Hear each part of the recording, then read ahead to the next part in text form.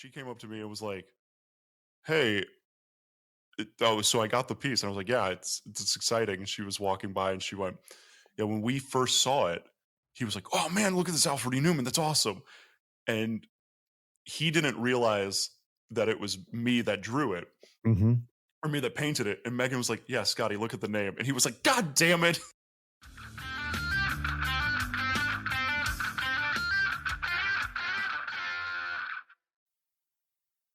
Hey, welcome.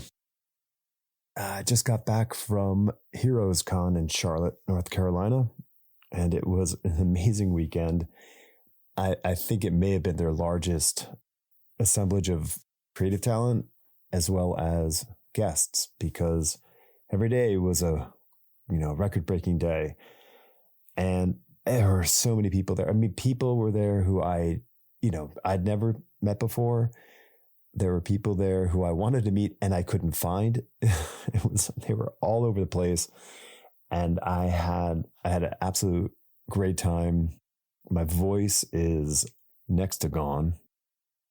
Everything hurt by the end of the weekend. Met a ton of people who I've been really eager to get onto the show. Looks like we're going to have a lot of people coming in the next couple of months.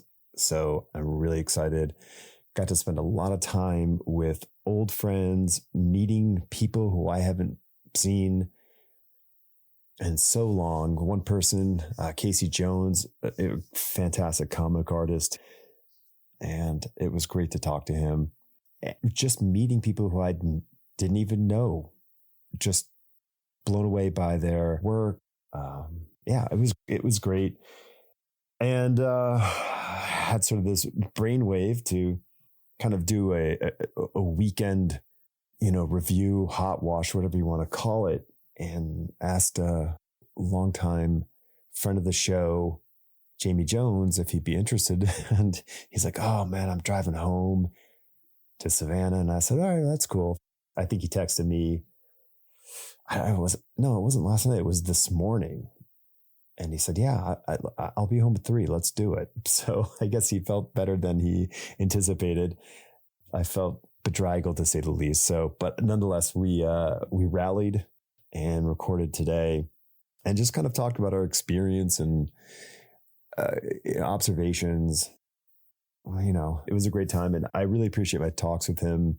As a person who is doing his own thing outside of the mainstream, and he's doing it with great success. And I think his audience is finding him, and I'm excited to see where he goes with it all. But he's a great guy, and it's a great talk.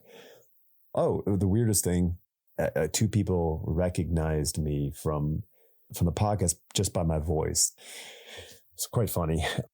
And because I changed the name in the last week, great timing. I'm a master of marketing. It was there was no way to really truly explain anything.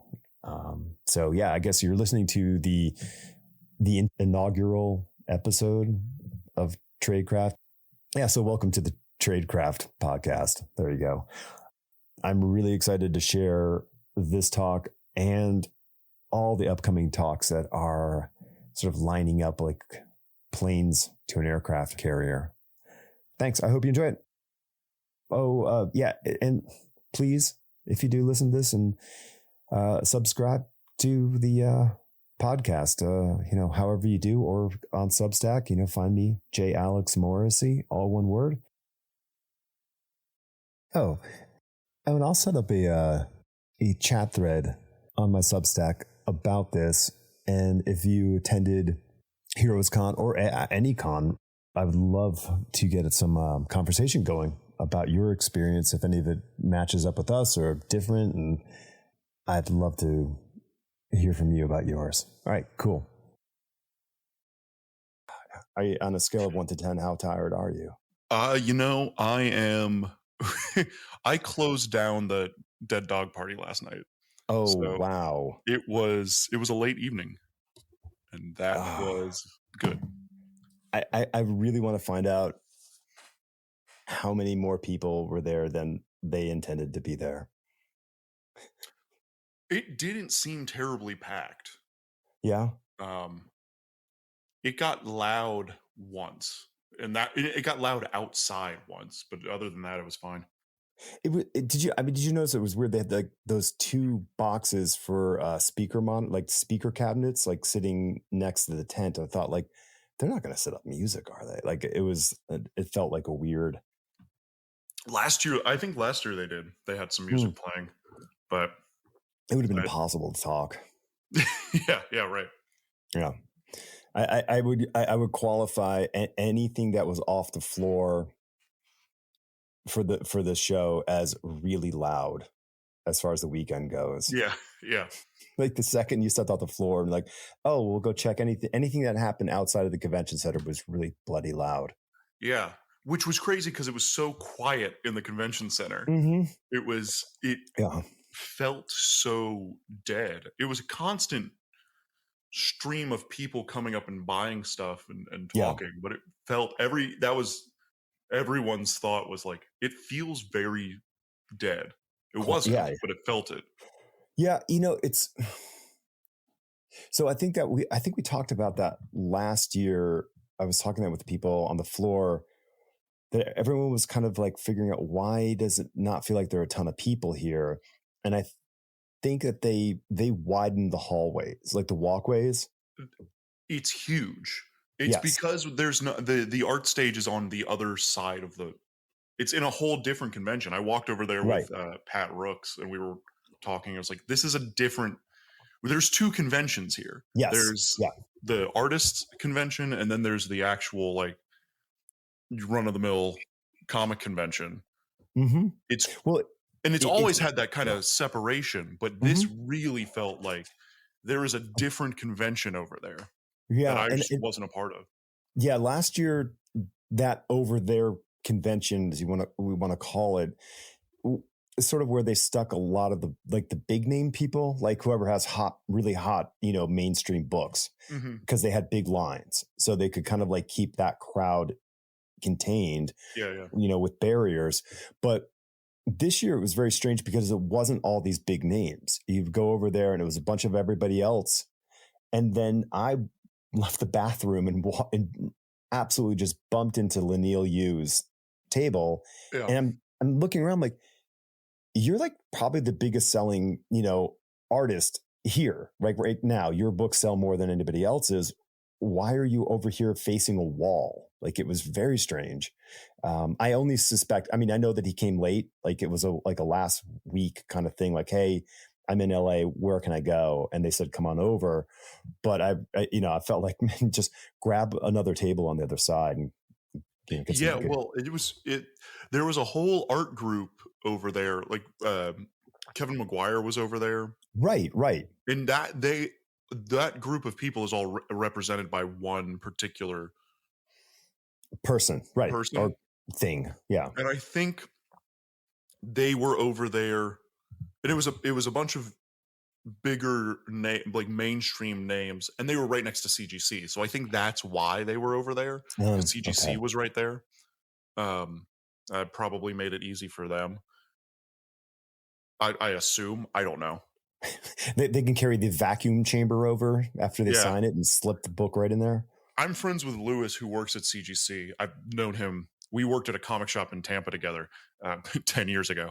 But it was interesting to see him. And I think CGC was so sparsely staffed this weekend that I think it was probably good for them on their end that everyone who people needed to see or wanted to see were right there. Yeah. Right. Chris books signed, Chris Claremont was over there. Yeah, right. Exactly. Like, rather than trying to make your way through the melee holding your precious, X-Men issue that he signs, I spent $700 on this issue and then paid Chris $100 to sign it. And now I'm going to spend $300 to get it graded and slabbed. Right. Right. Yeah. So how was the show for you? This was my best convention. I don't monetarily, I haven't counted yet, but I think I made my table. I made my show just cost wise entirely in the first 3 hours of the convention on Friday. Wow. It was the opposite of everyone. from what I understand, Mm-hmm. not everyone had that kind of show, but Yeah. it was immediate for me. And There, that I noticed that the because I was walking around every single day, all day long. I found what happened. There seemed to be pockets where people were doing really well, mhm, and pockets where people weren't doing very well. But it wasn't consistent yeah, through the weekend. It shifted around. yeah, yeah. I had a pretty consistent. Like I said again, it felt like there was nobody coming, but Mm-hmm. at the end of the convention, I had sold over. I sold almost every copy of the Baboon hardcover that I brought. I sold out of all the mini comics that I brought. I sold, I think, out of the 10 copies of the Pink Lemonade Jamboree that Mm-hmm. I brought. I sold a lot more comics than I did that I thought I did until I was like packing up and putting stuff away, and that was nice. I was talking to again, Pat Rooks was right across the table from me, and he said the last few hours on Sunday he made everything everything back, and he brought 60 copies of his comic Hobo Law, and Mm. he had I think maybe 5 copies left by the Wow. end of the show on Sunday. So he was like, he felt like he wasn't selling anything the entire convention, and then he looked at his table at the end of the day on Sunday. Was like, "Ah, I guess I did." you know, it I, kind of I think it snuck up on a lot of people how good it was.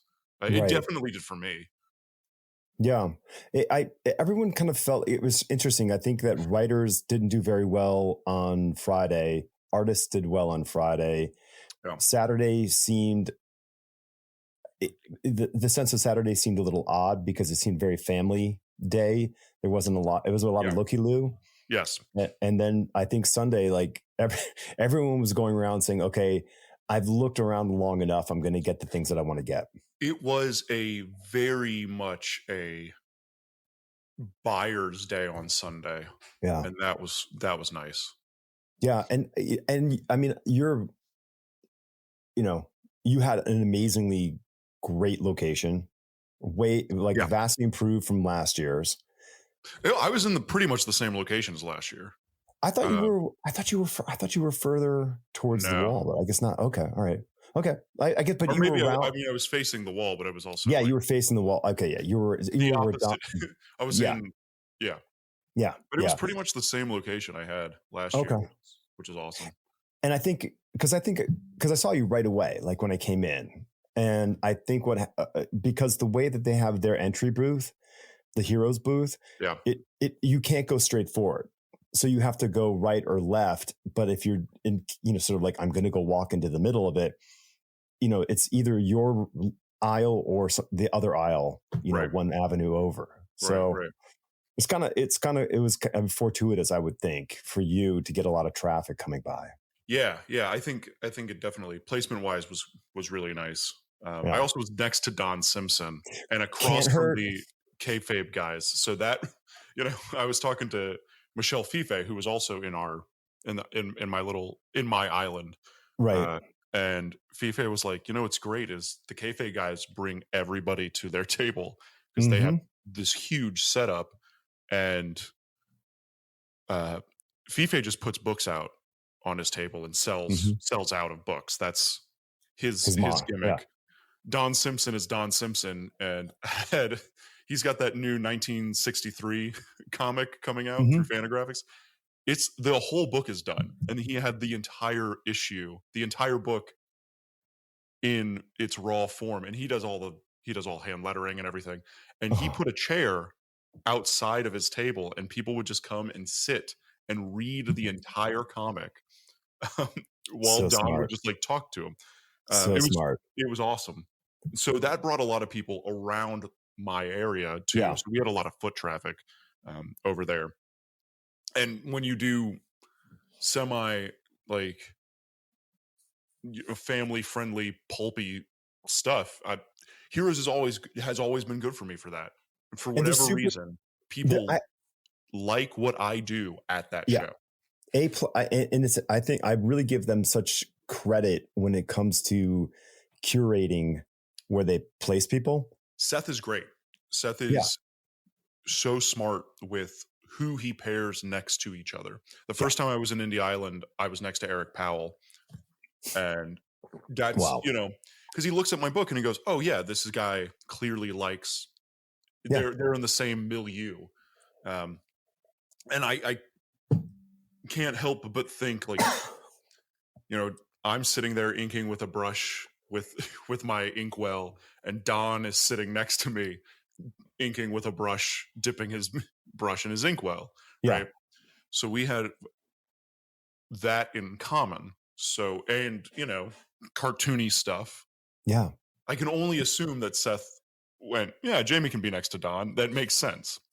Totally. I mean, I was talking to Enzo Garza on Sunday, and I just stood back and kind of looked at his booth, CB's booth, and Nick Cagnetti, and all three of them are facing, they're on the aisle. Mhm. And I'm like, it looked like they were all like, hey, let's all figure out what we're going to make our stuff look like so we can look nice together. Like it Yeah. all just fit perfectly. Yeah, exactly. And that's purely somebody's choice of saying this is going to look good. And they have no idea what their booths are going to look like, but it worked out like on point. Right. Yeah. It definitely makes it look good. They curate the crap out of it, and it looks good because of that. Yeah. For a show that is as massive as it is, right? Mm-hmm. The curation side of it is so well done. Yeah. And they're curating individual artists, and they're like, these people are in the same world. I've been next to Pat Rooks for several years, or for the last couple of years, and Pat and I's stuff we don't look like we draw or are interested in each other's comics, but we both make pulp comics. He's in the horror side of pulp, and I'm in the action adventure side of pulp. And Pat's great. Pat and I just talk about old comic strips the entire time, right? And I did a Popeye commission for his dad this year, so nice.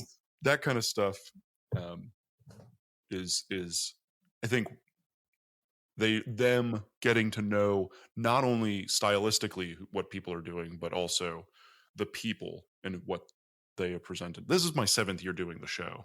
Yeah, which is crazy.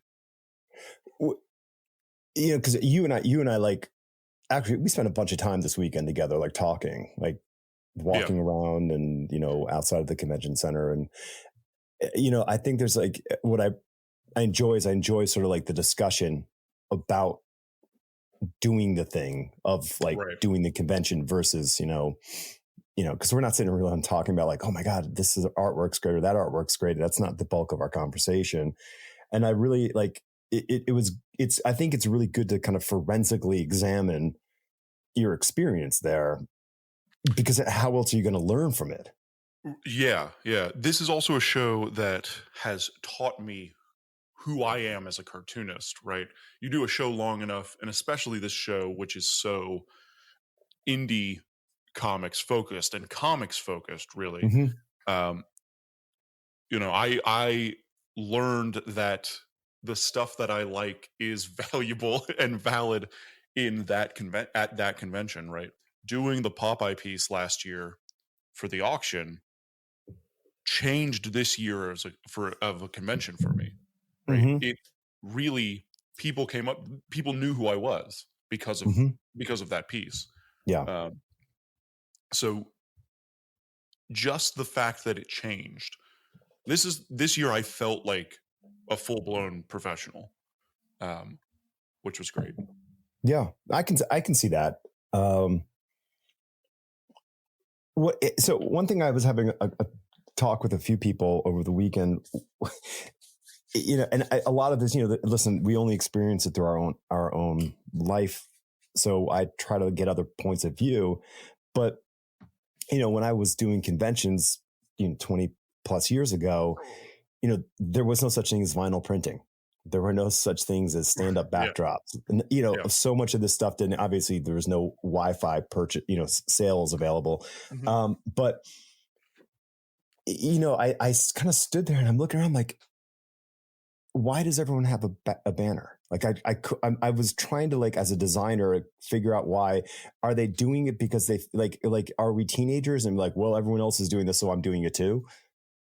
I think it comes out of a few years ago you had those, everyone was doing prints. You had to have that. When I started Right.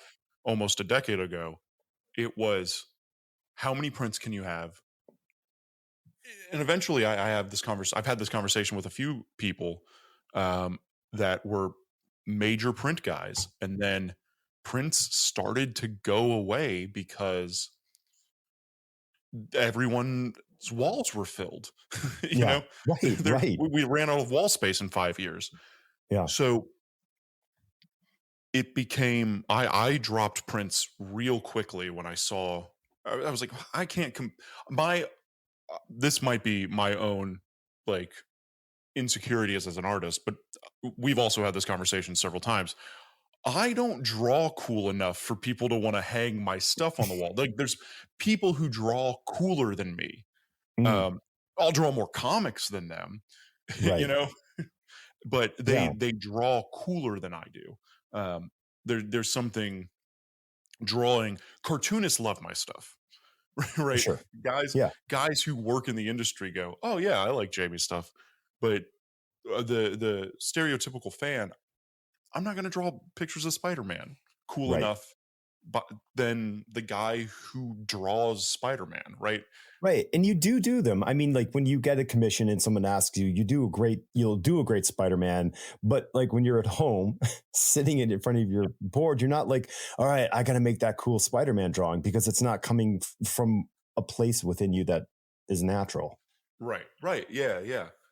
And this show, as a culmination of this show, I'm about to hit my decade mark in comics, um, and so this has been year 9 of trying to make it in comics and Hmm.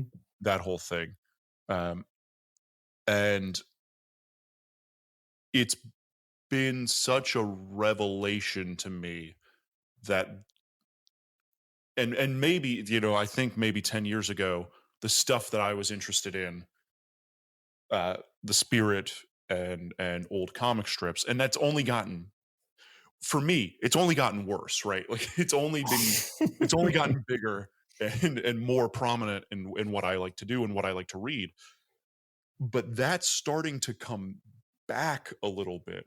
But Hmm. 10 years ago nobody gave a rat's ass about it, right? Like Right. nobody cared.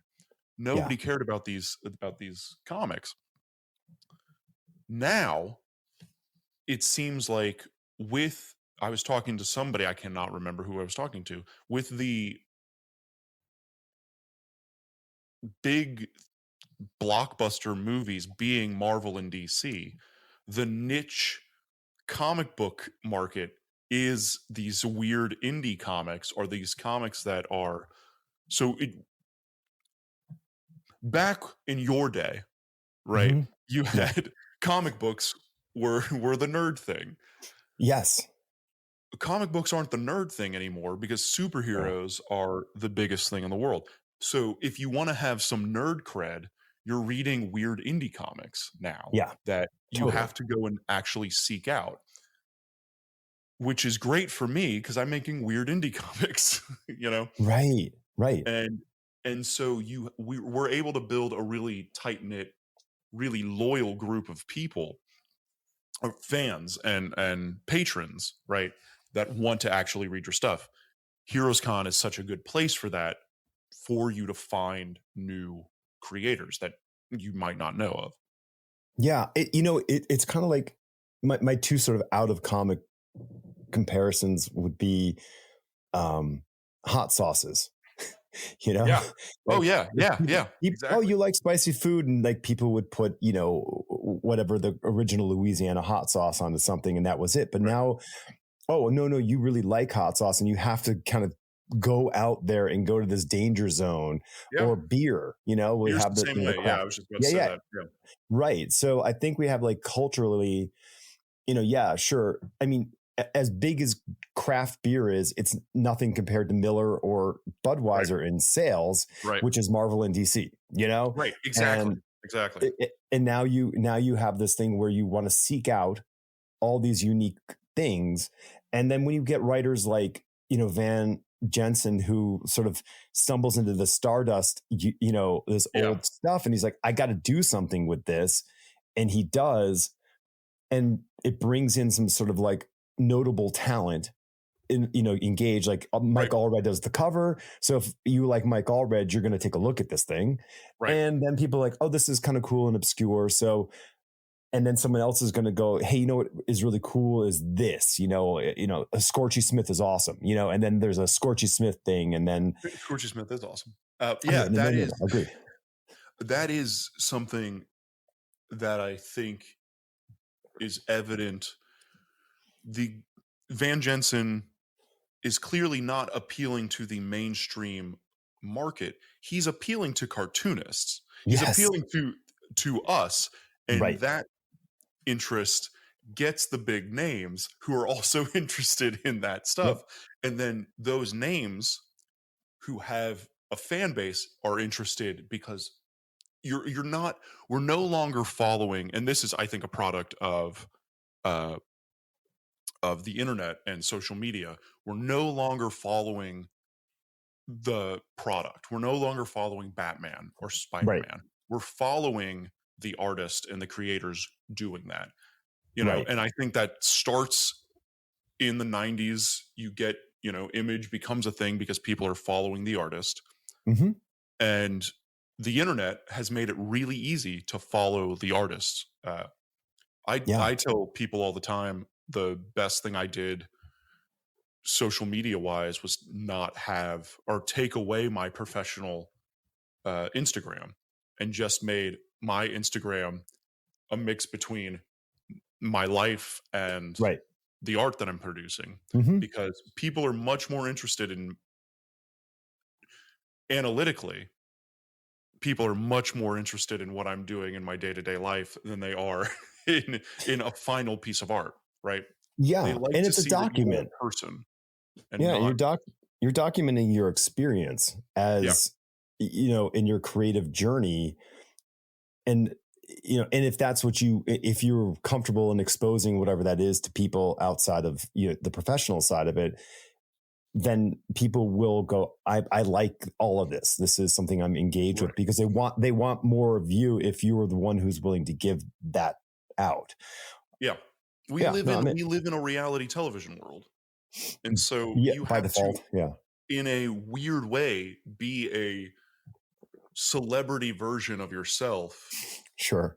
And that's a really weird thing to realize. Like I wear a bow tie at a convention, right? I have a uniform that I put on at the convention. Yeah. The second the show's over, I take it off. Right. Because now I'm off duty, and everyone makes jokes about it because they're like, well, Jamie's relaxed, and I am. And to a certain extent, I put on a little bit of a costume to have a little bit of a persona. Mm-hmm. It's starting to blend more and more, where I think I could now get away with not wearing a bow tie at a convention and still do a thing. But it is in a sea of white guys with glasses, having a bow tie is a great distinction. Yeah. Well, I mean, there was a big discussion about writing and branding when I was at the Nebula conference last month. And there's a guy's a retired Marine colonel who's an author, and he wears like his Marine colonel baseball cap. Mm-hmm. And that's his brand. So, because of who he is and what he's done, his audience will automatically always know it's him. So, your presentation is your brand, right? For the real world in that aspect. I mean, like Matt Kind has that big setup, where you walk into his booth. Like he's made an exhibition booth where you step in there. Yeah, he had a he had like a peep show, The Peep you Show. know, Yeah. like Yeah. it was so crazy. Mm-hmm. But yeah, I mean, Matt's setup is crazy, and it was It great. takes yeah, It but takes up, it takes up 3 people's places, 4 people, right. But yeah, 4 or 5 people's it's so, places. it fits the work that he does. There's this obsessive intricacy that he puts Yeah, into his books. So when you yeah, see that, you go, okay, this is a person who is, you could, you go like, what does this house look like? You know, like you can think these kinds of things where right, it personalizes them. right. Yeah, it's the Pee Wee Hermanization of a Yeah. person, Yeah. right? Totally. Paul Rubens is not Pee Wee Herman, but Right. that's Yeah. how we picture him. And Sure. And you know, I he made try it to, happen. yeah, yeah, and I think about that a lot, and just kind of like the presentation of myself.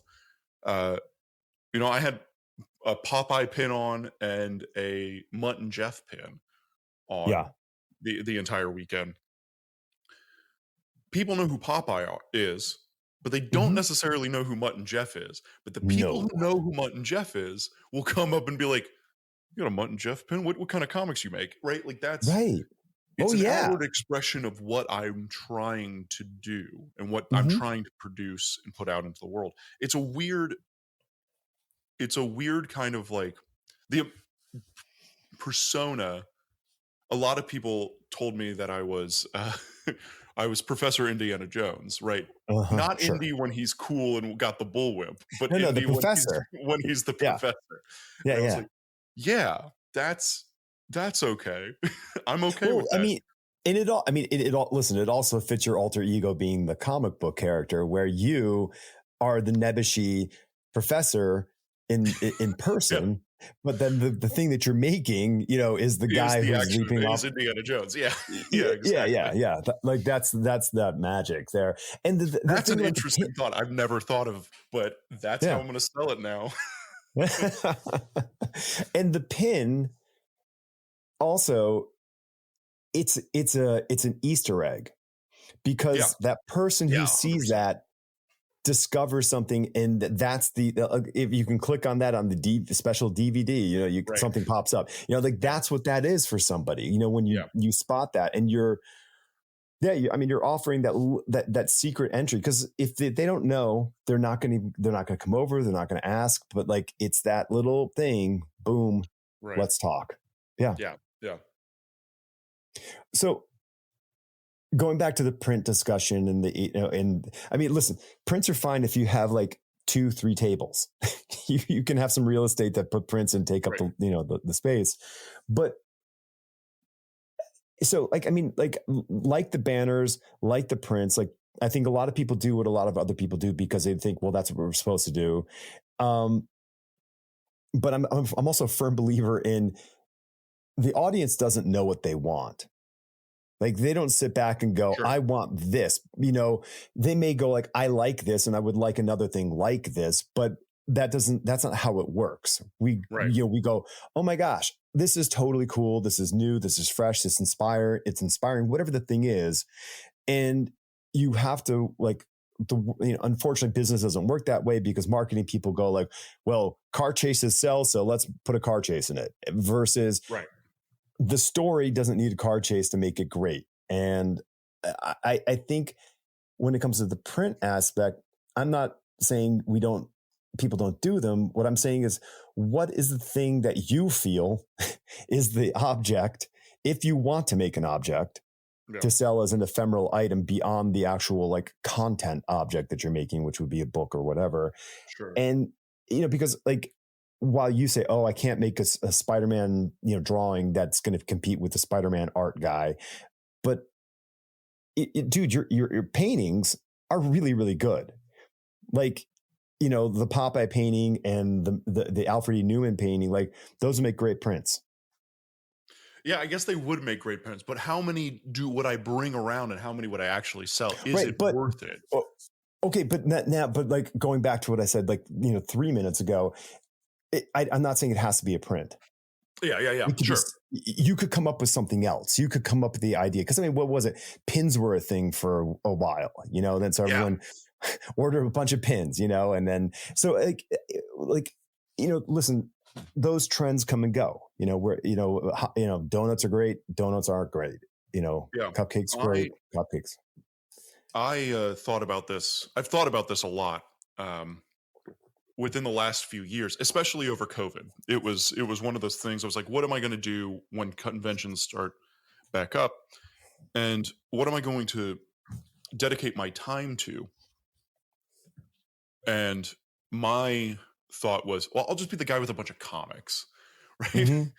I want to take up a shelf of comics on Yes. somebody's. That's so if I'm going to put a lot of time and effort into making something, I'm not going to make a print because it's not worth it. And I think this is more personally, it's not worth it to me to make a print. Um, it's worth it to me to make a comic. And if I'm going to do a small comic, I'll make a mini comic, right? I'll make an Mm-hmm. ash can. And that's where I am now, career wise. And we've had this conversation outside of it. It's like outside of talking on this podcast. But I am now in a point where I want to start writing more stuff for other people Mm-hmm. and making more comics. Right. So it's like Yeah. I can put out 2 books a year if I'm only drawing one of them. And that's where I'm at now. Yeah. And especially after this weekend, I talked to a few people and I was like, "Hey, I've got this character that I think it'd be fun for you to draw. Um, I'll write it like Harvey Kurtzman, and give you panel layouts so you can really kind of understand what I'm thinking, and then you just draw the book, Right. make it fun, make it really, I think, entertaining. So that's where I'm going. I think that's what I'm going to start trying to do in the next year is Okay. get books out that I'm not necessarily drawing. Probably through Substack to start off, right? I Mm-hmm. want to do a Sunday page for the Yeah. for Substack, and if the Sunday pages are 8-page story arcs that are drawn by other people, and I can put that behind a paywall, so I can then pay the other person, right? Sure. Right. Yeah. And then build up comics, and then you take all of that stuff and you collect it, and now you have an anthology book of Mm-hmm. baboon. I hate this, but talking to Vita Ayala, who's the editor of the book, they call it the Babooniverse, and Yeah. I can't stand it, but it is I guess what it is. So Right. Well, I mean, yeah, it is. It is. I mean, listen, I will put the averse behind everything. So it's just what we say right now. yeah. I mean, unless you can come up with a better one that's catchier, you're stuck with the moniker. Yeah. So actually, that ties into a conversation I had with Anderson Carmen over the weekend. And what you were saying about thinking about what you want to be and focus on those elements, because I'm not a kid, so I'm not really I don't feel the pressure of whatever the social flow would be, in the terms of like what I should be doing.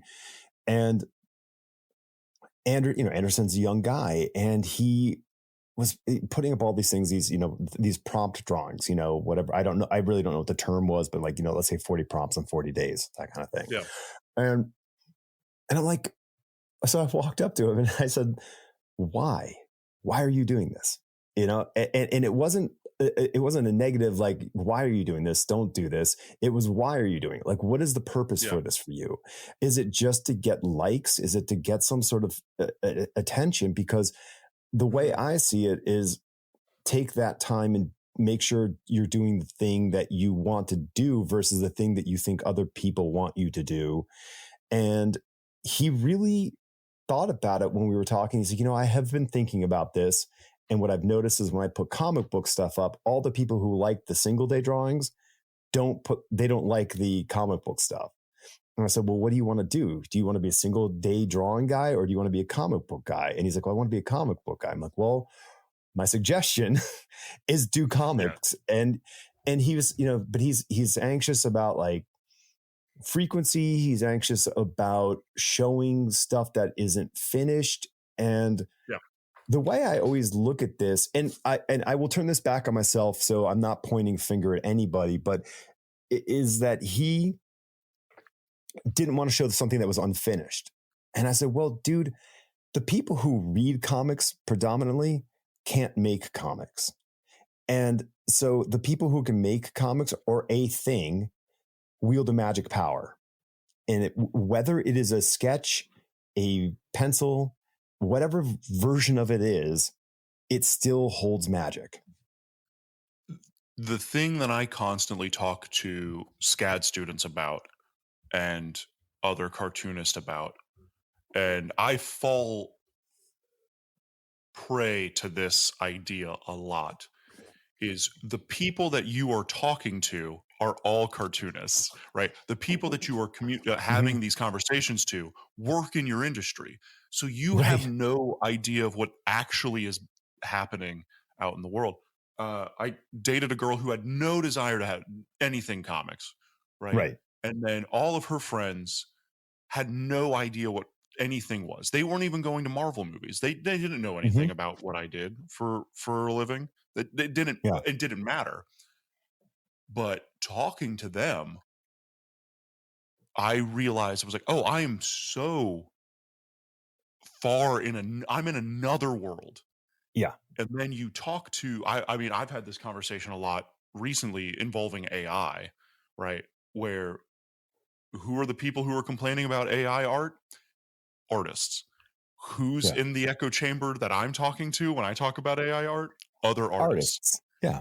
But you start talking to tech guys, and it's a very different conversation. You start talking to basic, just Joe Smo on the off the side of the street. It's a very different conversation. None of my friends, I say none of my friends, that's wrong. None of my really close friends that I see on a daily basis work in comics. They're all service industry people, right? They don't know anything about my job. They don't know they understand that I work in comics. They understand that I draw every day. But at the end of the day, they don't know. But they are so supportive, and that's the thing that I think they all kind of understand, but they don't know that, like, they don't understand how cool it is that Scotty Young bought my auction piece 2 years in a row, right? They don't know who Scotty Young is. And that seems so crazy to people in comics to be like, you don't know who Scotty is? He's one of the most famous cartoonists right now. Totally. And that's real. Like, and I can say, I was like, oh, Scotty's one of the most famous cartoonists right now. And they're like, oh, cool. That's awesome. But they have no idea. Like, it's like saying, like, oh yeah, that guy's to Kim Kardashian. Yeah, that guy's the best high jumper. Like, okay, like, great, good for that person. Exactly. Yeah. It is a strange thing. But listen, we all fall prey to it. And how I'll turn it back onto myself to show this is that I walk around all week and talking to people, and half of them go, oh, where's your table? Or are you tabling? And I go, no. And they go, why? And I go, well, my artwork is 25 plus years, 25 to 30 years old. Like my mind is like, it's not relevant to the comics discussion of the day. And they all look at me in kind of like a twisted face and go, that doesn't mean anything. Like I was talking to Carla from Heroes, and she's just like, it doesn't mean, she's like, Golden isn't showing new comic book work. It's all his old stuff. Yeah. Like everybody's showing, like, if, and then I'm like, oh, I guess you're right. Like, it doesn't matter. Like, people will look and go, that's a cool page. That's a cool whatever. And you go, oh, okay. Yeah, exactly. Yeah. But yeah. I think for you, it's like, well, what do you want to do? Would you rather go around and promote the podcast, or would you rather sit at your table Yeah, but and my feet hurt. yeah, sure, sure. Well, those orange shoes are only Yeah. do so well. Yeah. So which we were going back to, you were talking about the whole time. Like, I'm like, when you walked over about the shoes, I'm like, oh, is that my brand now? Is my shoe the brand? Yeah, maybe. Like, You a gotta have lot a of people brand. content. I hate that you have to have a brand, but you have to have a brand. No, It's you totally have to have a brand. Yeah. I, I I don't hate that you have to have a brand. I hate that you have to think about having a brand. Sure. I guess that's my big like. I just want to make comics, man. That's But it's a business, there's so much. like, it's a business. Like, Yeah. A corporation will do everything they can to offset their costs in every aspect possible. So if you were an artist for Marvel or DC for a very long time, up till the last decade, you just could keep your head down, do your job, and life is good. Yeah. But then they're like, you know what? We need you to, you have to promote your own work. Like, you have to Right. get you have to help get the numbers up. So you may be the person putting in great artwork and on time, but there's another person putting in great artwork on time, but they also promote the hell out of their stuff. And those They have a books will TikTok sell presence. more. Yeah. Exactly. Yeah. So you have to like figure this stuff out. And if you are an indie artist, well, that's your full-time job. Like, that's it. You're the marketing department. 80% of my job is not drawing comics. It's not making comics. 80% of my job is, taxes and marketing. Right. Planning. And it just has to be. Yeah. I'm looking, I've got the new Baboon book coming out, and I think a lot of us fall prey to, I have a new book out, I'm going to start working on the next one. Or I'm just only thinking about the next one. If anything, going to this show, and I was bummed that I didn't have the second book, but I still sold. I need copies to of the first one. Clarify that story for everybody, because not everybody knows that. Like, that's true. Like, you and I know because we talk about it all the time. But like, That's true. Somebody listening who's not familiar with what's happened, let anybody know what happened. Yeah, the Baboon, which is my pulp action adventure book that I've been doing for the last few years. I had the second big volume. It's in port. It got printed. The printing was delayed a little bit, and then it got to port, I guess, 2 weeks ago now, and it's just in New York. It's just on a boat still in New York, and it's just didn't make it to the show in time. And that was my big push. That was the thing I really wanted to have. And I was like, oh yeah, I've got this new book, this new comic. It didn't matter. It would have been great to have, but in the grand scheme of things, I sold a ton of first books, right? Because I thought, the book's a couple years old. Like, it's not nobody's going to care to buy it. It didn't matter. It's just people who had never met before came and bought the book. Sure. I could be promoting this book for the next 5 years, volume 1 for the next 5 years, and still find new audience. Yeah. Well, yeah. I mean, that's the thing. Like, what we think, like, when the book is done and that first round of sales, like, I mean, it was like talking to Jason Copeland, with Full Tilt. Like, it really felt to me, he was like so excited about how well his campaign did, and he did great. But like, I was thinking, like, well, he just thinks like, okay, well, that's it. I'm done. I've sold it and I'm done, is his expression. I'm like, it seems to me like you could, like, why don't you reprint like another like 5,000 copies and go hit conventions and sell that book? Yeah. Yes. Hand sales are going to make huge numbers for you. Hand sales. It's a job that you don't think you have to do when you're working in comics. Because I think if from my experience, when I started drawing comics, I thought I was just trying to be a penciler, right? I went in and was like, oh yeah, I'm a penciler. And then you find an inker, and then you don't like the way that's inked. You're like, oh, I think I should learn how to ink. So you learn how to ink, and then you get a colorist, and you're like, oh man, I don't like the way this is colored. So then you learn how to color, and then you learn how to letter, because you don't want to pay a letterer that's going to make it that looks like a sticker on top of your art. So you learn how to do that. And by that time, you might as well just print the book yourself because you've done all of the things, right? You know how you kind of have your hands in all aspects of the creation of the book. You might as well learn how to do the printing side of the book.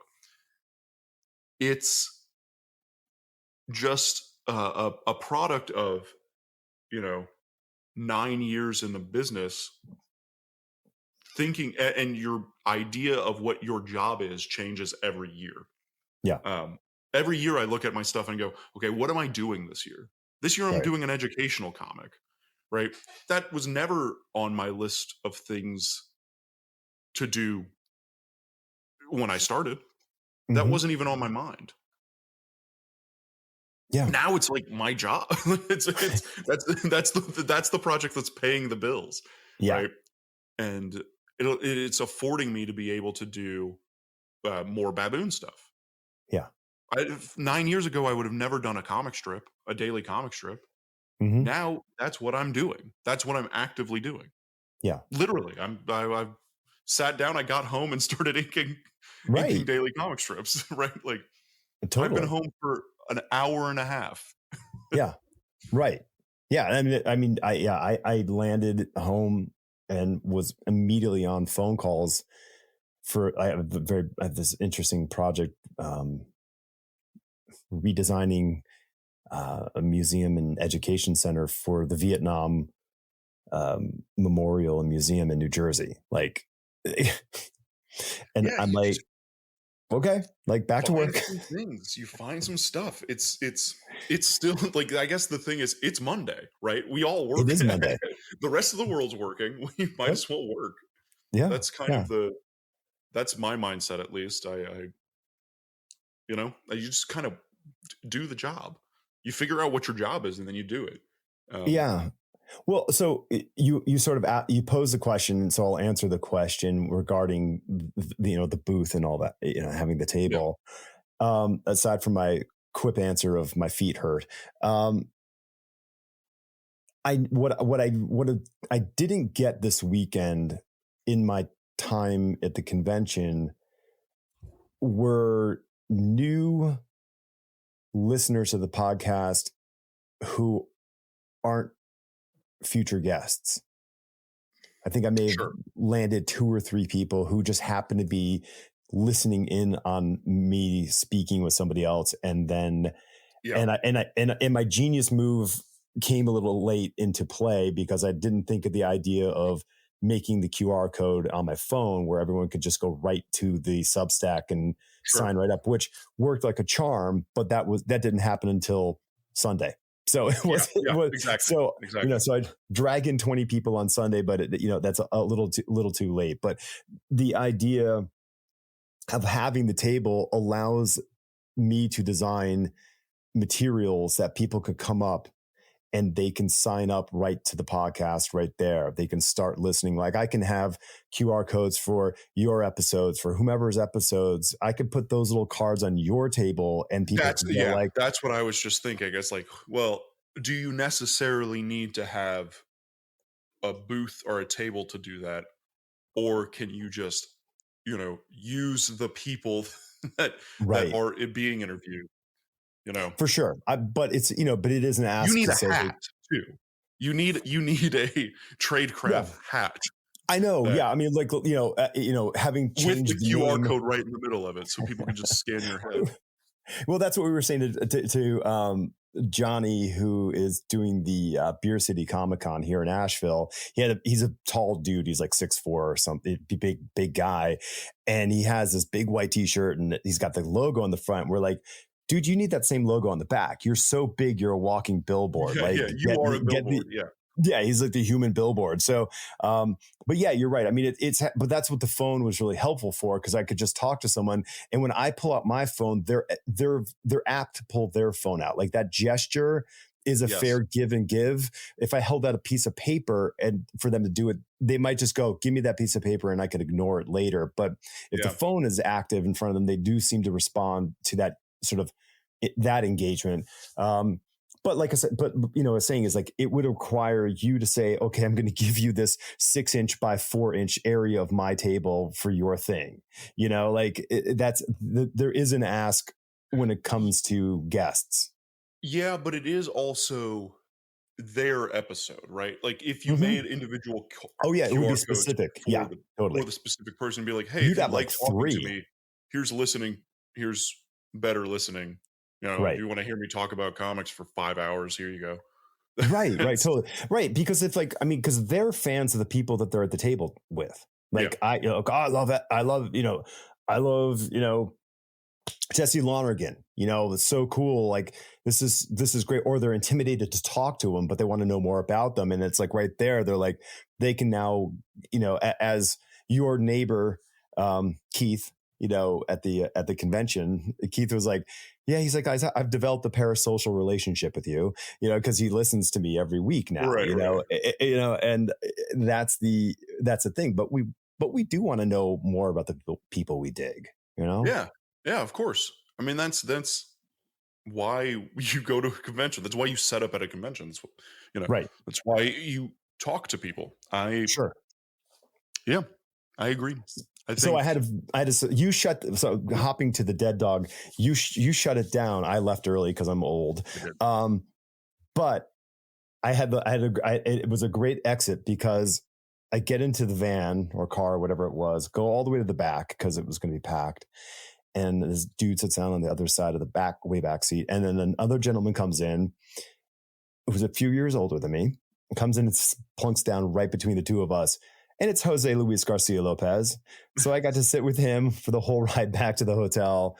That's awesome. I mean, a legend, it was a lovely little cherry to place on the top of the weekend. Yeah. That was the Dead Dog party was definitely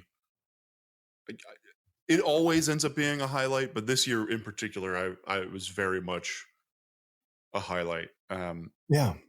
Just getting to talk to people and not. I am fortunate in my job, and I've said this now a few times, and it's.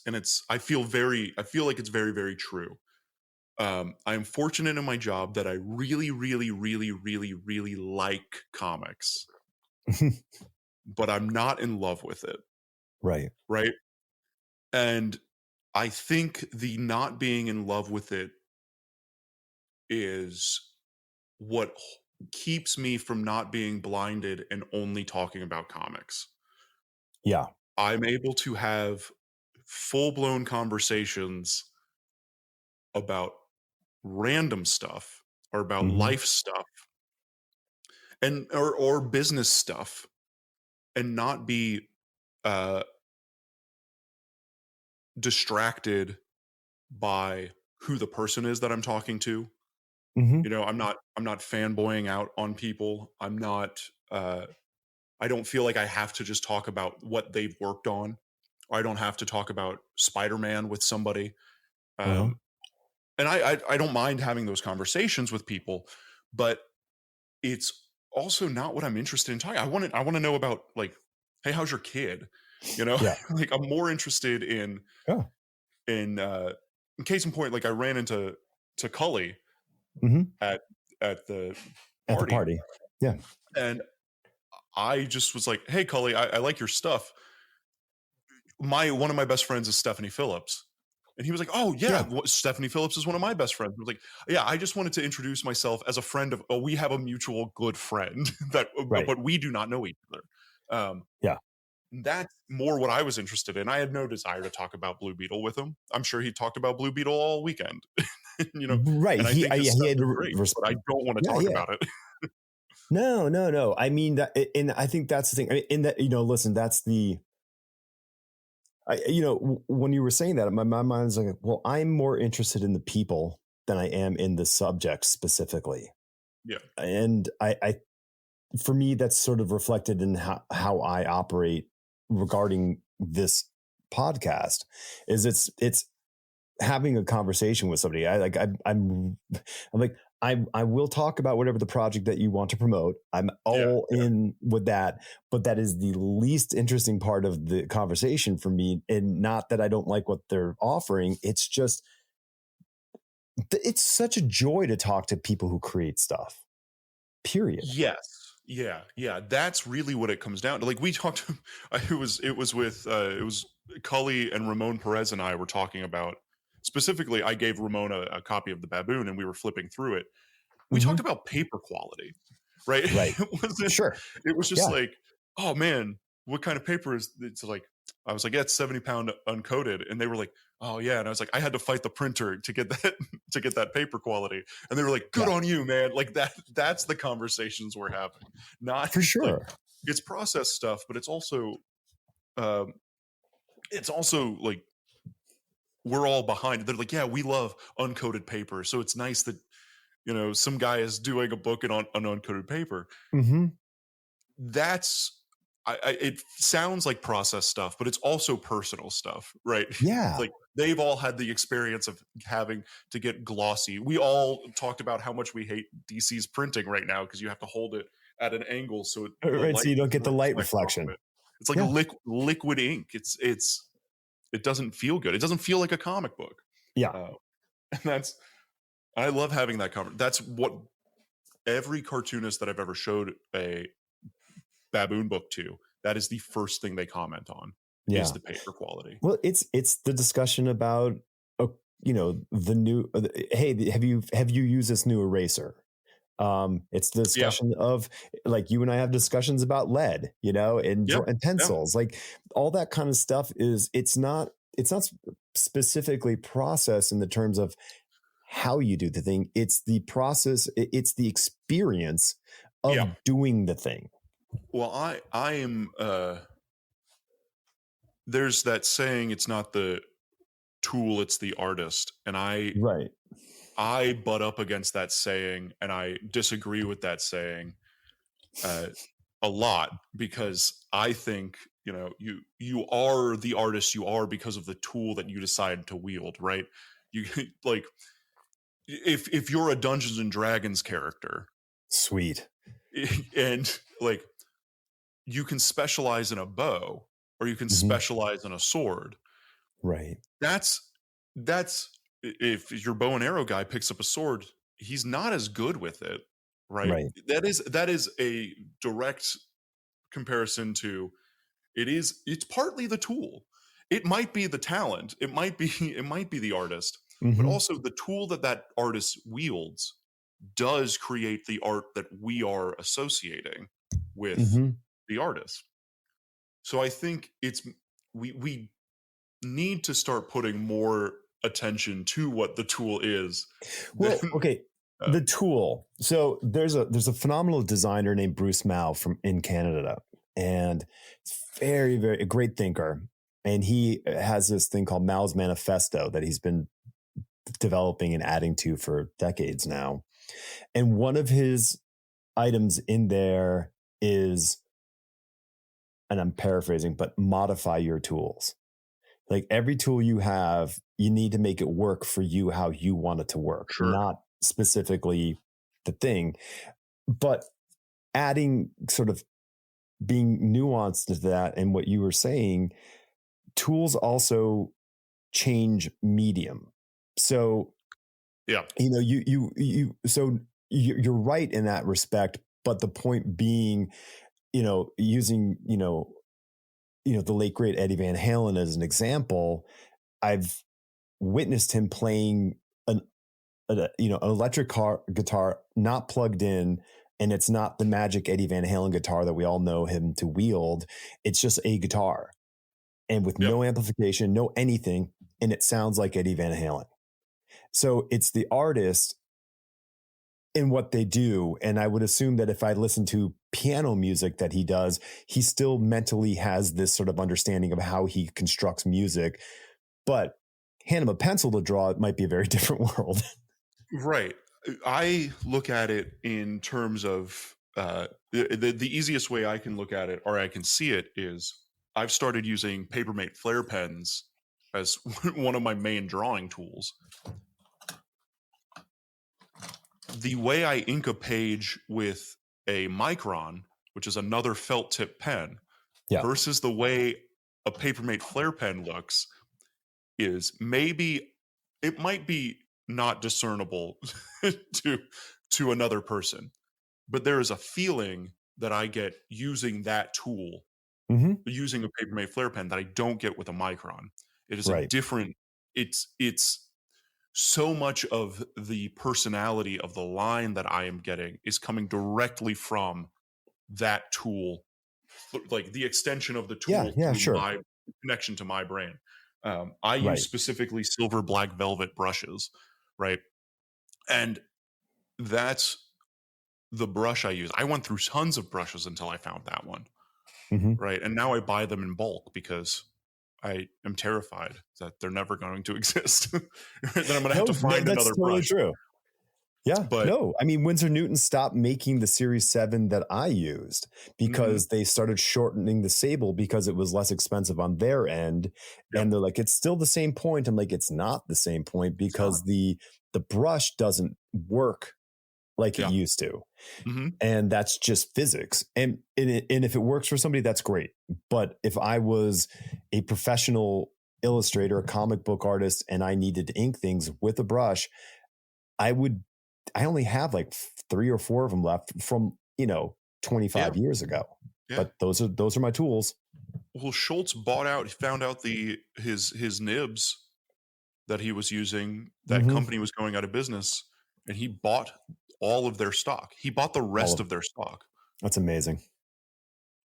And so he had that nib for, the latter part of his career, which, here's a guy who was using the same tool for 40 years. Yeah, right. Like, and he used that pen for that long, and they stopped making it halfway through the run of Peanuts, right? Well, it's so true, dude. This is the figure drawing element, in life is every time I was drawing and I felt a plateau in figure drawing, I would change the tool. Yeah. Because it forced my mind to kind of re-engage with what I'm doing and how to do it. And it's the same thing like with drawing. I used to use, lead holders, with the 2.5 millimeter lead holder specifically. Yeah. And then I just switched to, a number 2.5 Ticonderoga. Yeah. Because it made me do a different way of drawing. I was talking a lot to people this convention about process and what they're working on. And a lot of people have started moving towards just using the same tools they used when they were kids. Like I draw on printer paper for all of my pencil work, and then I scan that and blow it up to a Bristol to ink. But working on just a pad of really cheap printer paper with my template printed off on it on a clipboard. So I have a stack of like 10 pages, and I'm using just a regular pencil or my big pencil on those pages. It frees you up to just kind of it makes me feel like I get to play a lot more, right? Yeah. And that's the thing that I really liked when I was a kid drawing. And then you get to be a certain age of an adult, and you go, well, I should be using more professional tools. But does it really matter if you're going to scan and print that book and you're working towards the final project, or the final product of it is a book that is printed, right? What is your product? Is your product the final art? Because then I would say, use archival tools and use everything that you can use to have your painting last longest. Sure. But if I'm printing a comic, if I'm printing a book, does it matter what tools I'm using, really? Right. Yeah, I was talking to a guy who's kind of doing his first. I mean, he's been doing comics for years, but he's kind of doing his own comic for the first time, and he's battling this. I don't know. I'm like, he's doing digitally, and he like was really sheepish about it, and I was like, dude, make the book. Like, don't Yep. worry about, oh, should I have this original artwork at the end? Like, don't feel pressure to have original artwork at the end. Do the book that you can do the best and the fastest, because everyone says, oh, I want to have the artwork so I can sell it, resell it. And I'm like, it hit me in the head. And I'm like, you do know that the artist is the person who makes the least amount of money on that the artwork sale, Yeah. because you sell it at the lowest price it'll ever be sold for. And from Right. that point on, it goes up. And Yeah. everybody after you makes money off of it. And it could be a much larger sum of money. So I'm like, sure. But I think in the long run, if you make more books, you're going to make more money in the long run if you're making your own books. Right. Yes. Yeah, I agree. I was If you're talking making someone to else's book, save the artwork and sell it. yeah, yeah. I was talking to Amanda about her new book, Mm-hmm. um, and she's drawing the entire thing on printer paper.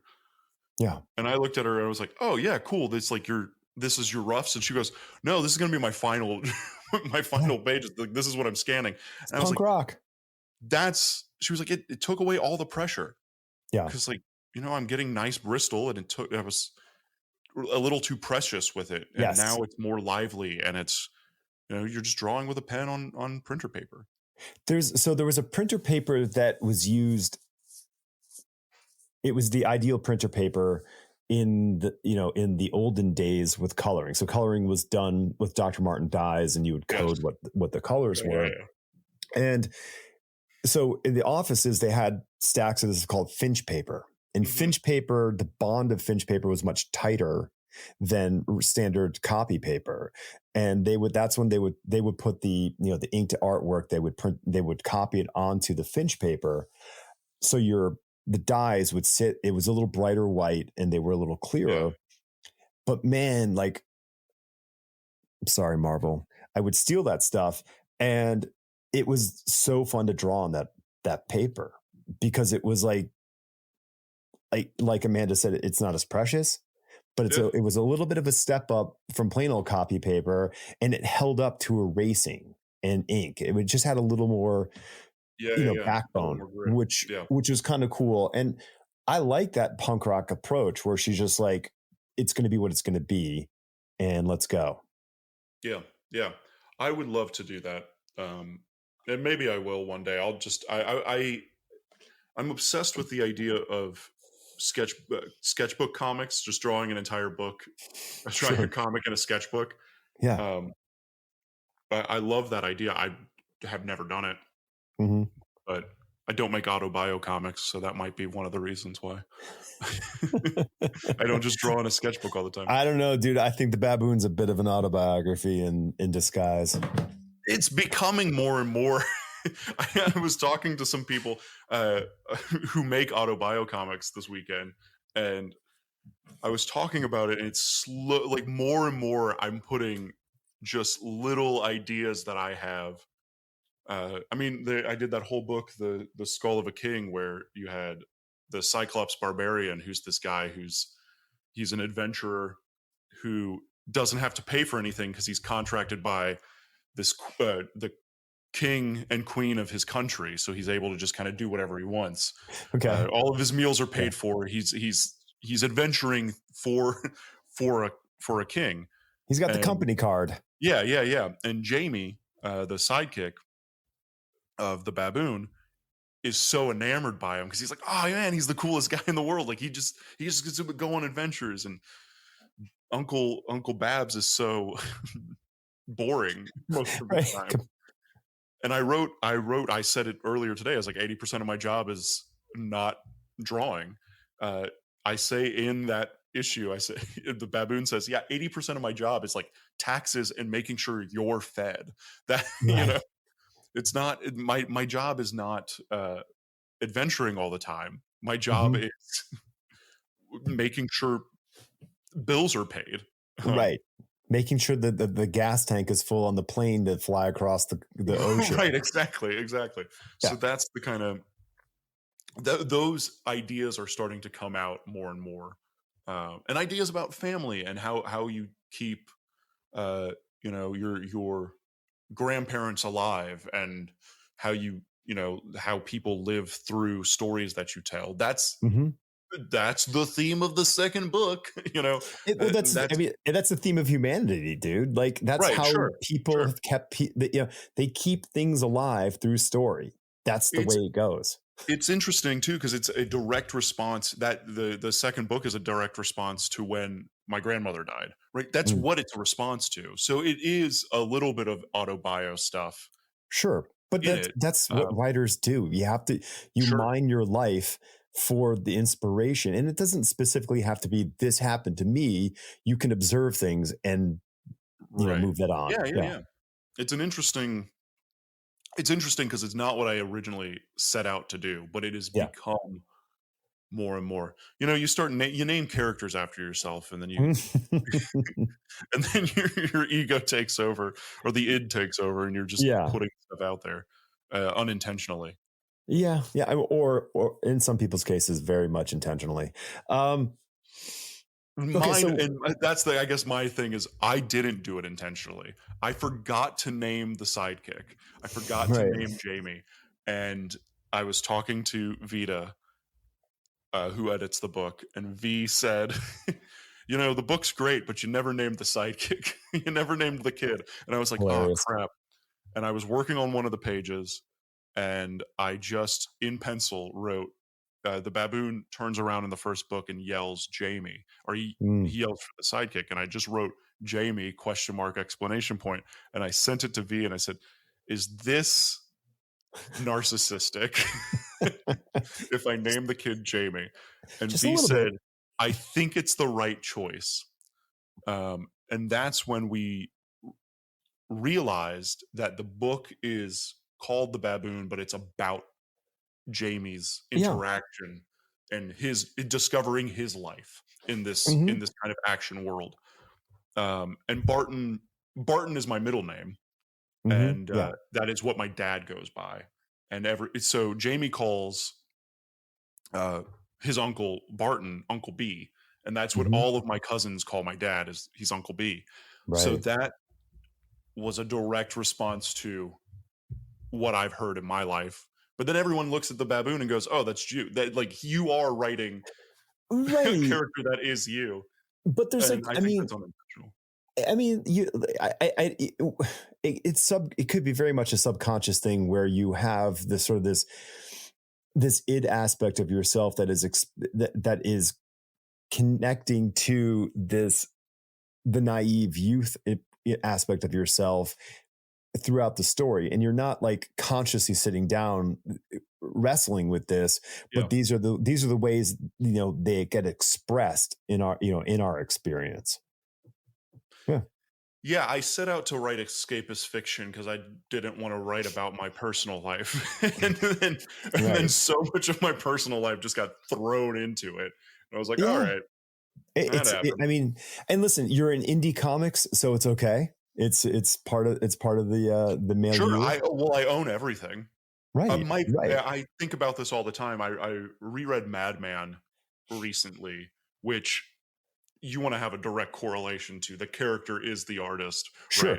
And Yep. I've listened to Mike Allred talk about it. He was like, it was never my intent to make Madman me, Yeah. but I was dating, or he was talking about dating Laura.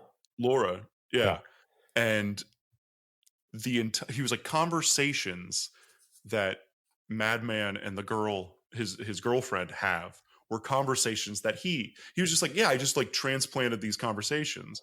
Uh-huh. There's a great line in it where in the first volume of Madman, he gets punched or falls out of a plane or something, and he says, "This is the time that I wish I could curse, but it never sounds right coming out of my mouth."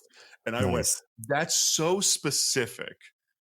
Right? I Uh-huh. I read it and I was like, "That's gotta be how Mike Allred feels." Right? Right. It's like, "Man, I really wish I could curse right now, but it never it, like, always sounds Yep. fake. It always sounds like I'm in middle school."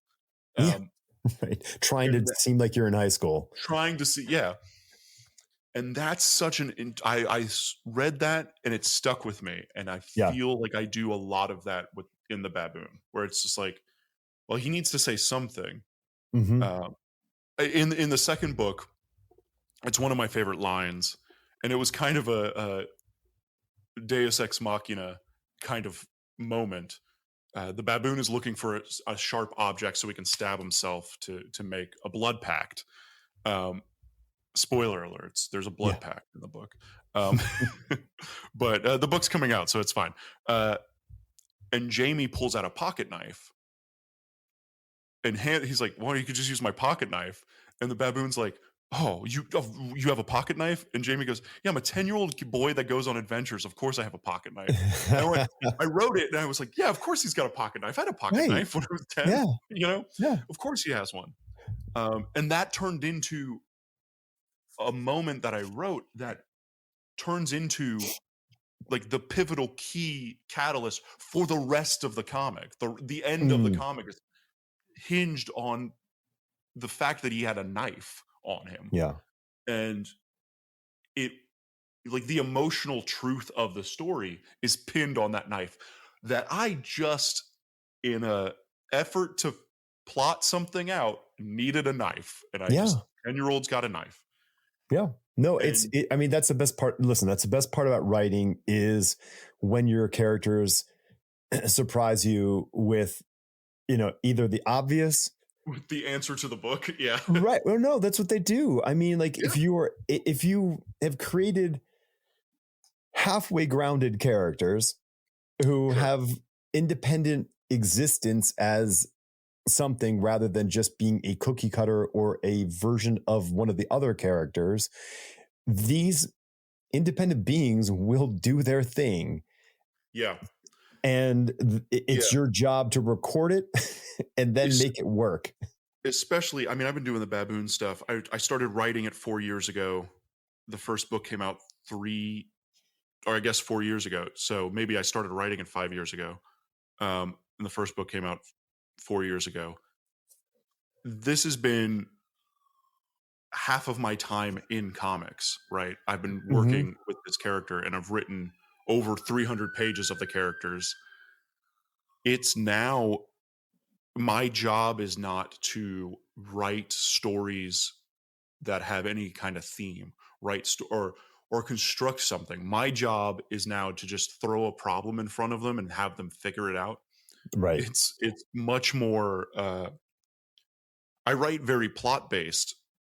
I'm also writing pulp stuff. It's a lot different than writing something uh, personal, but writing in pulp, especially with characters that I'm now so familiar with, it's let me introduce a problem and let me figure Hmm. out how they're going to figure out how to figure it out, right? Yeah.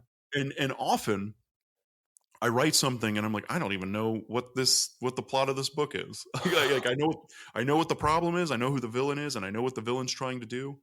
And Hmm. then over the course of the writing of it and the plot, the actual writing, I figure it out, and Yeah. it kind of it reveals itself to me.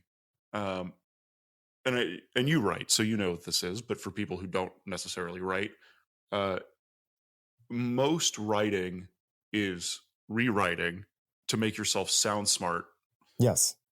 on the second draft, right? The Well, first draft is utter crap. And well, or you it have an is. idea at the end of the book that you're like, oh, if I put that idea at the beginning of the book, I now have a thematic tie throughout the Hmm. entire book. Right. Um, and or oh, here's a cool symbol at the end that I can if I put the symbol at the beginning or a you know for lack of a better example, this is the bad example. If I put a rosebud or a Hmm. flower that isn't blossomed, a bud at the beginning of the book, and there's a flower that blossoms at the end of the book, and Hmm. the character just notices it at the beginning because the flower represents uh, growth, right? Right. At the end of the book, and I wrote the flower in at the end of the book because I wrote 90 pages. I can go back at the beginning and go, oh yeah, and there's like there's a gardener tilling a field, right? Sure. Right. And so that kind of thematically connects it all. You don't do that on the first draft. You don't come up No, with those no, kind of symbols. no. That's just not how it works. I was talking to someone about like the fear of writing, you know, for the first time people comes in the fact that often we look at the things that we love, listen, and watch with great reverence, and they're great. We go, oh my God, this is such a great thing. It's so well Yeah. done. And then you say, and then you look at your blank paper, screen, Yeah. whatever it is, and you go, I can't possibly make something that great because they think it's whole, like it's birthed like Venus from a shell. It's not. Yeah. It's a piece of crap, and it's your job to grab the hammer and beat it into a shape that works.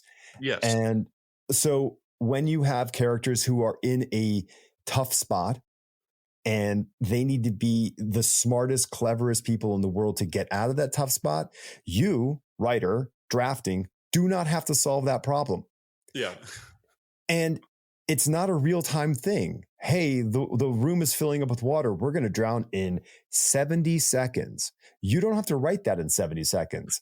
You can write that in 5 years, you know? Yeah. But once that idea hits, you then can put it in there and then fix the problem later. Yeah. But often people get hung up and go like, I can't move forward until I solve this problem, which was, you know, it takes a genius.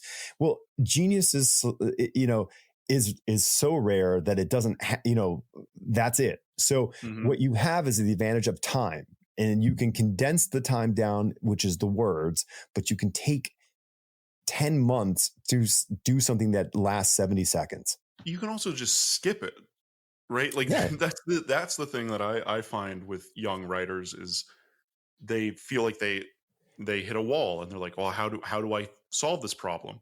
I had a big, and then I'm like, well, I'll skip it and go to when they solve the problem and then move on with the rest of the story. Totally. I'll figure that out. That's a problem for future Jamie. Sure. Right. I did that in the last thing I drew in the second Baboon book was page, I think page 62 and 63. It's a 94-page book, right? I got to page 63 and went, and now there's a puzzle. Right. And then I went 65. Yeah. They solve the puzzle. We're just going to continue. I drew the entire book. I inked the entire book. Most of it was colored by the time I did and figured out what 63 and 64. Yeah. Right? That was, I just knew, I was like, I got to solve it in 2 pages. Because I don't want to change the formatting of the book. Right, of course, right. Yeah. So I did, and it worked. Right, and the constraint is there. But and that's the other thing is that like external constraints are what allow us to be really creative. Like it's not all the rope in the world to, you know, to weave the thing that you need. Like sometimes, you know, time, money, clients, whatever, give you a limited length of rope, and it's your job to figure the thing out with what you have. And if you said, I have to solve this in 2 pages and I don't have to do it now, but when you get to it, you got 2 pages to solve the problem, and then you will. Yeah. And that the puzzle only worked because I knew what the end of the book was. Right. It was one of those situations. It was I knew how it ended. And then I was able to tie it into the ending, tie the puzzle into the ending. Totally. Yeah. And often I don't think people realize that you have to do that. Right. You have to tie it. It needs to be satisfying. Yes, of course. Of course. So what do you think your 3 big takeaways, you know, year 7 at Heroes, best convention ever. Like, what do you think your 3 kind of main takeaways are for you? For me, I feel like I found, I have always struggled with finding a group of people or a community of people that are doing a similar thing with me, or willing to be like, yeah, you're making comics, um, and I'm making comics, and we're on the same level. Um, so that was a big takeaway for me. Just I, in a discovering of yourself sense, right? I know Hmm. who I am and what I'm doing, and maybe that also comes as a reaction to the last 2 years moving to Savannah. Actually, discovering myself alongside discovering the comics that I'm making, the way I draw. Maybe there's a little bit of confidence internally that has Hmm. transcended not only me personally, but transcended into the art, right? If as a transfer of energy, Okay. uh, that I think that's my main takeaway is, uh, felt like I fit in this year. I felt like I fit in with the comics community this year in a way that I don't know if I ever did beforehand. Okay. The other thing is, uh, I can just do what I want to do, and people people seem to like it. Yeah. Um, I mean, I thought it was kind of a risky move to paint Alfred E. Newman for the art auction piece. I have never seen a Mad Magazine thing at the show Right. before, so I was like, oh yeah, I like Alfred E. Newman. I thought that would be fun to Sure. paint, Yeah. um, and that worked. So it's, I guess, making my taste valid is something. I guess this Sure. is going to be a much more, I think, personal answers than maybe you were looking for. No, But no, no. uh, the things that I like are valid, um, and people also like them. Hmm. I think I've tended to feel like a little bit of an outcast in the sense that I like comic strips a lot, and nobody's really making comic strips. And Yeah. or like when you say, "Oh, I like comic strips," they're like, "Oh yeah, uh, Dot and Lois. Peanuts." It's Peanuts and Dick Tracy, right? Those are Sure. the two big ones. Right. And I mean, I love Terry and the Pirates, right? Right. Like, and Buzz Sawyer, and that, like, not necessarily gag strips. I like the serialized strip. Yeah. And whenever you say that, it's Dick Tracy, right? That's the one that people go to. And I Hmm. love Dick Tracy, but it's not my first love. Uh, so I feel like I found a place, or I found that the things that I am doing are interesting to people, to other Yeah. people. Maybe I also figured out how to pitch the book. that that also might be a thing. It's I a now know how huge to talk thing. about it. Okay. Well, no, And I mean, that's a big, I mean, going back to the Nebula conference, that's a huge matter of discussion for everyone attending there, especially who yeah, is like, when they're working on the book, you have to be able to convey this book quickly and elegantly yeah, and evocatively. That's yeah. what you got to do. I have also realized I can ping what people are interested in when they pick up the book, and it's uh, that has to do with age range. That Right. has to do with how Sure. gray is their beard, and I can go, oh yeah, I love the spirit. Yeah. Um, Attire. Yeah. Attire, everything. Yep. So maybe curating pitches. The third one is setup. I think my table setup is who I am Yep. now, and people look at it and go, "Oh yeah, this guy has this kind of traveling salesman, kind of old timey traveling salesman guy." You know what? Maybe next year add some hanging brushes. Not art brushes, but Yeah, you're traveling brush salesman. yeah, So yeah. there you go. So that's the kind of thing, and I think that drew people to my table. The fact that I had a literal shelving unit on my Yeah, table, right? totally. It made people want to pick up the book because they Yeah. can go up, and it's like a bookstore now. It looks Hmm. like a bookstore. People go up and they look at the book and they flip through it. I don't Yeah. have a book that says, "Hey, read me," and it's under or on top of a stack of books, Right. right? Here's my you see this a lot at conventions where it's like, here's a stack of trades. Here's one propped up that Yep. has a sticky note that says, "Read me," flip through me. Hmm. I didn't have to do that because it's Yeah. on a bookshelf, and people automatically go, it's similar to your phone, right? You pull out your Uh-huh. phone, people pull out their phone. People look at a bookshelf and go, "Oh, I can pick this off of the bookshelf." Totally. Uh, Totally. and so Yeah. And that's you can have one facing flat so they see the cover, and you have yep, a bunch of lined up and people can exactly. like It you're at makes you're, you you're it makes it look like you're selling something. totally. It's your, I mean, it's, I'm looking at a giant bookshelf right here in my, in It, my office. I mean, it's that's what it vertical. is. And Yeah. it's vertical. That's the other Hmm. thing, if you're laying books flat, having stuff that actually sits also higher than your head, I think that's a huge Yeah. No, I mean, it's the a huge thing. verticality, and do you, wait, I'm totally blanking. Do you have a backdrop? No, I didn't. I Okay. didn't So this year. yeah, I didn't think you did. And I don't feel that it impeded how your setup, I didn't think I needed it. I yeah, I think have it, on the side of the trunk it says Jamie Jones cartoonist, and it's an old uh it's an old traveling salesman poster right. that I ripped off Totally. and just put my face on, you know. Right. Um and that was on the side of the trunk, and that Yeah. faced the aisle. Yeah. But but if you were coming from the left side of the table, you would have never seen that. Sure. Right. But you saw a Right. bunch of books on the Yeah. shelf. And a bow tie. So, yeah, Yeah. exactly. So before we wrap up, let's kind of just talk a little bit about, you brought it up, Alfred E. Newman and Scotty, and that, how that whole thing unfolded. Cause it had to have been a big highlight for the weekend for you.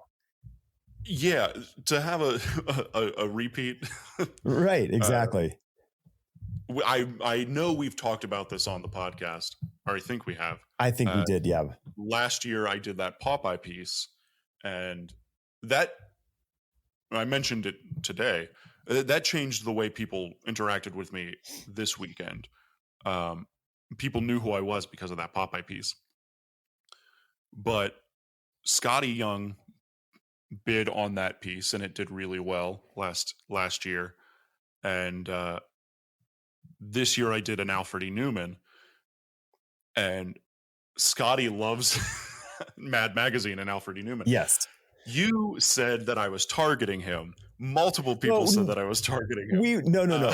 So the conversation went, from my point of view, in that in the aisle as we were talking, that my joke was, you should start targeting him so you Yeah. can find out everything he loved as a child, and every year do one of your great paintings of something that he is emotionally compelled to have. Yeah, I'm preying on Scotty Young's nostalgia. Right. Now, so we can frame this a little bit better for people who have not been to Heroes Con. On Saturday night, they have an art auction. So artists will donate artwork, whether they've done it there at the show, before the show, or pages, or whatever the thing is they want to donate. They can donate this. It goes up on stage. There's an auctioneer. There's a huge audience, and people buy artwork. It's just what people do. And so last year you did that. It was a great piece. That Popeye piece was great. And you had no idea Scotty loved Popeye and would fall in love with the piece. And it just so happened that, the belle of the ball. The reason I did Popeye last year was Eric Powell wasn't at the convention. Okay. And so my thought was, I'm going to take Eric Powell's place at the auction. You hear that, Eric? He's calling you out. In my entire intent, because I'm a huge Eric Powell fan. Sure. And stylistically, I was talking to Trey, who runs the art auction last night, and I said, I started doing it because I looked at who was doing something, and I was like, people say I look like I do some Eric Powell. We both share our love of Will Eisner, and I think we both pretty clearly wear that on our sleeves. but so people look at my stuff and go, "This is pretty." Like the baboon is very Goonie, Hmm. um, in maybe stylistically. I think I don't necessarily think it is, but I see why people think it is. Um, so I thought I'm going to do something that Eric Powell. I'm going to take his spot Hmm. at this at the auction. This year, I did the same thing. I was like, well, I need to do something better than what I did. I need to do something bigger than Popeye. I'll do Mad. I'll do Right. Alfred E. Newman. Uh, and I had the concept, I had the idea, and knowing that Eric Powell wasn't going to be at the convention. So Hmm. I just kind of was like, what would Eric Powell do? Right. And that's how I'm living. That's how I've lived my life for the Sure. Why for the not? last few years. What would Eric Powell do? Just so happens that Eric and Scotty and I have the same taste in things, and so Apparently that's so. apparently we just like the same stuff. So you were out having dinner when the auction was underway, and I happened to be Yeah, there, braving the horribly loud environment, and I was doing the walk from the left to the right of the room, looking at the artwork, and there's Brian Stelfreeze's amazing storm painting, which just gorgeous. humbles everybody's efforts. And no Yeah, offense to anybody else, but man, that guy just it's the old man plans and God laughs kind of a thing. It's like, oh, okay, he's just that much better. I Um, watched him do that. I yeah. was on the stage when he was on stage, and you just want to give up. Yes. You Oh, know, you're it's just tired. You're just done. it's the best. So Yeah, I get over to your piece is on the far on the right side of the room. So I make my way around the stage and get up. And as I am walking up to it, so is Scotty at the same time, and he is flipping out how much he's falling like head over heels for this piece. yeah, And so I figured, well, let's just reveal the joke that you and I yeah, had been ginning up earlier in the day. And I tell him, and he's like, because he's freaking out. It's like, is he doing this on purpose? He was all up, up on my grill on this thing. yeah, And then he like holds his forearm out with the Alfred E. Newman tattoo because he's thinking yeah, that, you're just like looking at pictures, from, Google image saying, what's that on this? Okay, yeah, yeah, I'll just do that. And yeah. he was just completely out of his mind, excited about the piece. 45 minutes go by, your piece finally comes up, and I think you just got there right around. I kept texting you saying, "Hey, it's Yeah, yeah, yeah, 5 pieces out," and yeah. he wasn't even in the room. And No, Megan starts bidding, and I'm like thinking like, "Oh, he's not even here to see this happen." He yeah, went off to go get 2 glasses of red wine for them, and he comes back. She wins the bid, yeah, and he has no idea, and he's yeah, just yeah, yeah. floored that She he's walks. floored. She walked over to me. This is how he knew that they won the piece, that he won the piece. Megan starts having a conversation with me, and she said, "Yeah, when we came into Megan is Scotty's assistant and business partner. For people who don't know, uh, she came up to me and was like, "Hey, so I got the piece." And I was like, "Yeah, it's exciting." And she was walking by and she went, "Yeah, when we first saw it, he was like, oh man, look at this Alfred E. Newman. That's awesome." And he didn't realize that it was me that drew it Mm-hmm. or me that painted it. And Megan was like, "Yeah, Scotty, look at the name." And he was like, "God damn it." this this That's guy again. exactly It was, That's exactly what happened. I mean, it yeah, was absolutely, it was, I mean, I couldn't have been better timed to be it's there when hilarious. that happened. Yeah, no, it was great. Yeah. And the piece, I mean, like I said earlier, I mean, the piece is phenomenal. Like you really stepped up your game on that one. Oh, So thanks. I learned yeah, how to yeah. paint back in December. That No, was yeah, no. Well, you should keep it up, kid. You got a I'm gonna future in it. try. Yeah. Yeah. So yeah, it was a great convention. I mean, it's usually always a great convention there, but I Yeah. think it was a huge showing from so many people and a huge turnout from all the lovers of comics. It was, yeah, it always is. I mean, it's my favorite convention. So Yeah. I'm excited for next year. I guess that's you know. That's the thing. I know. That next year will be my let's 10th not year. have the year come that quickly. There you go. Nice. Yeah. It's exciting. It's exciting. Yeah. Yeah. Well, So I will have been working I guess, or trying to get into comics and working in comics for 10 years. That's great. right on, dude. Right on. Let's try to be a little professional here. Your book 2's coming out. Like, how can people find book 2 when it comes in? It is I have a website now. you can go to bowtie.press, and that is the website that I have. It has a link to my shop, my Big Cartel shop, which I have a listing for the book on now, or it's up, so you can actually order it now, because books should be in very soon. What else? I mean, I'm on Instagram and all that stuff. It's all Art of Jamie Jones on all the social media. It'll be in the description. Yeah, great. Yeah. Then I don't need to do anything else. Book 2 is on its way. I have a Substack I do a daily comic strip on Substack. So that's also related. I think I can make you like a co-author of this episode on Substack. So like it'll cool. That's awesome. It might notify people, on your side too. So, let's bring them. Yeah. Awesome. Yeah, no, I mean, I'm excited. Yes, I wish you had the books there because I think it would have been even more amazing. But I think the fact that you were able to sort of transcend that, internally was big. That was, I mean, the biggest takeaway really for this convention was there was a problem and the show was still fantastic. Sure. Right. Yeah. In spite of it. Well, so there's a great analogy that I'll hopefully end this on.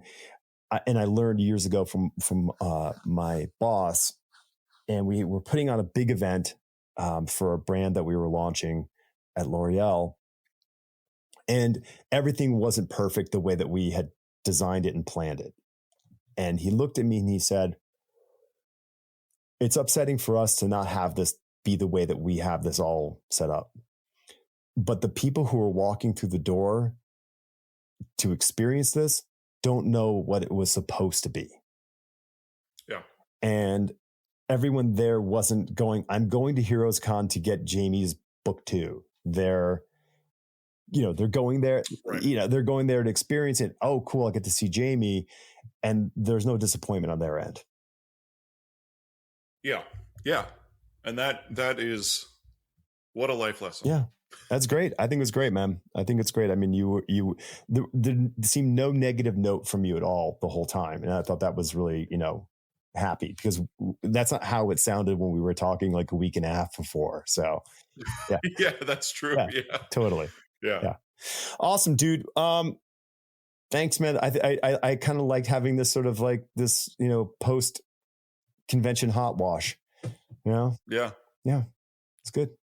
We should do it more often. We'll do it next year.